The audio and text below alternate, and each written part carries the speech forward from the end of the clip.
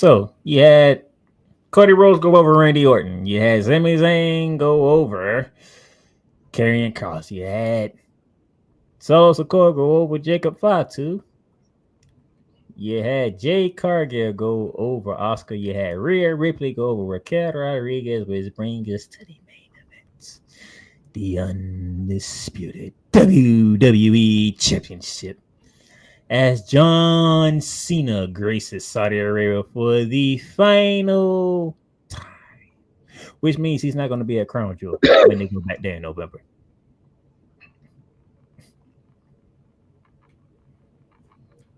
Hope y'all enjoyed John Cena for the last time.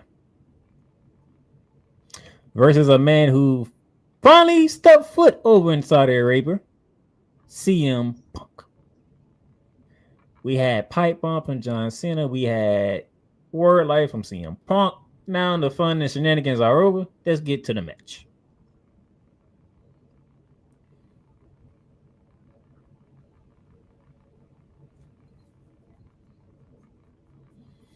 It was I'm going to give them this. That was a very clever way to do this match. It was a very clever way to do this match. So they reincarnated things that weren't even part of their rivalry into this match. So we get John Cena get shoulder tackles the ref, right? Punk don't even know what happened. He hits to go to sleep, and there's no referee. Punk don't know why there's no referee there, because when you ducked out the way of the shoulder tackle, the ref took it, by the way, and fell out the ring. Who music hits? Mr. Money in Bank music hits Seth freaking Rollins. Strolling down the ramp, taking his sweet time with the goons around him.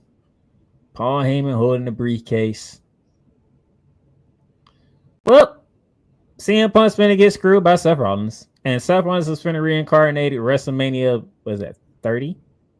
If I remember correctly. No, WrestleMania 31. 30 was the whole Undertaker partless thing. 31.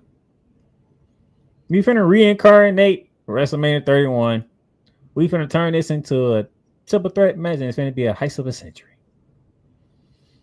Bronson Reed and Braun Breaker do what they need to do to Punk. Seth Rollins calls a ref, and here comes Charles Robinson running down the ramp until he gets blasted by John Cena.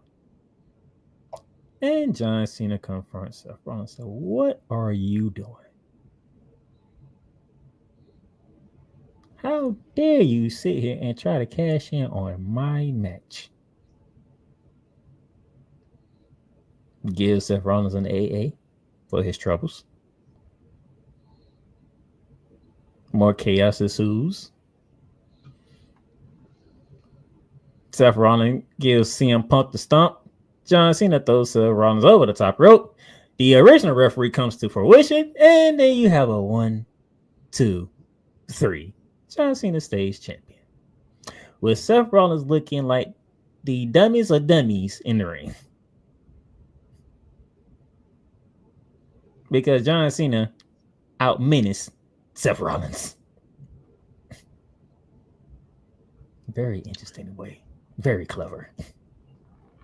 I saw some content creators, and they were saying how great of an idea this was and how wonderful this was because everybody came out looking strong. And I beg to differ. As my Cole said, for those of you who got a little bit of age on you, you'll understand this. Seth Rollins came out there looking like Boo Boo the Fool. You got 3 people. You got you and 2 dogs with you, and you got the wise man. And you look dumb.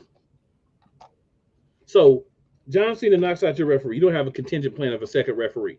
WWE got 4 or 5 referees. You only got 1 referee that you can get to come to the ring. Like little stuff, like the small details that Paul just don't care about. Like Paul don't even care. He just like, whatever. You should have had someone else come out, right? Whoever, and help mitigate the other 2 guys. Then this makes sense.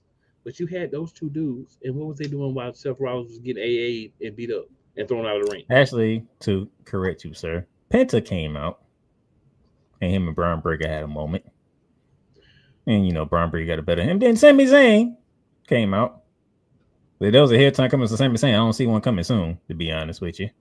But I'm saying they didn't come out at first. No, they ain't come out at first. That's what I'm saying, sir.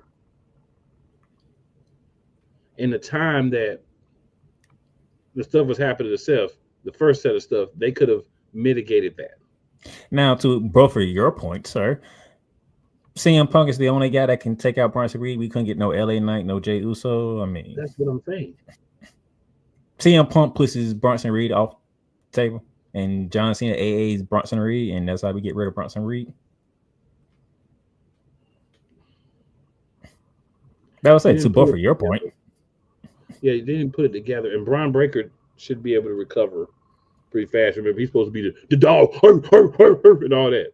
So he should be able to recover fast from, not Jacob Fatu fast, but, pretty fast. So, I mean, I don't like some of the things that, I'll call him Hunter for now.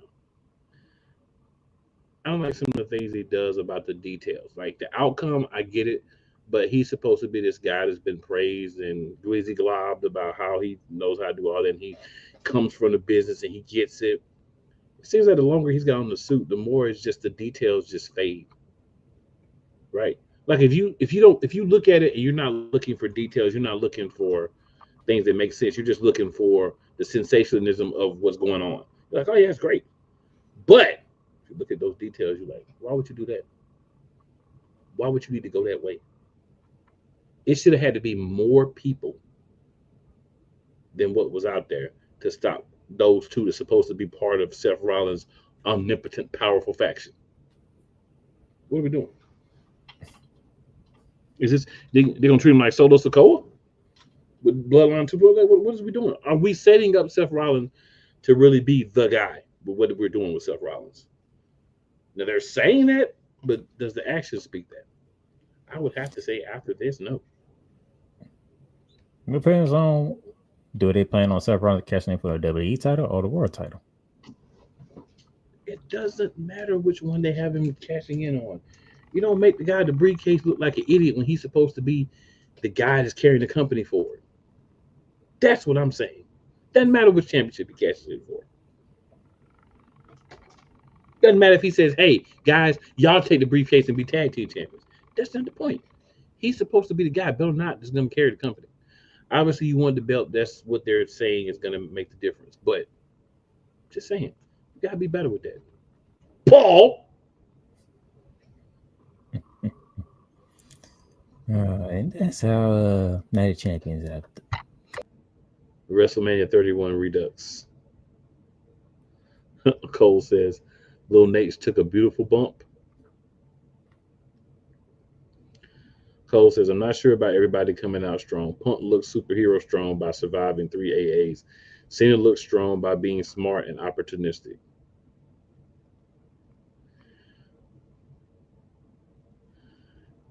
Cole says, Rollins looks like anything but a visionary nor a revolutionary Saturday. That'd be my thing. Cole also says, how can Punk recover from 3 AAs, but Big Bronson Reed takes 1 AA and he's out? I wasn't going to get into all that, but I agree with you. The bigger they are, the harder they fall.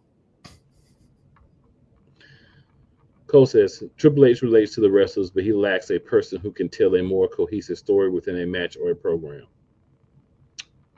I think that's what I was saying too, but mine was way more barbaric.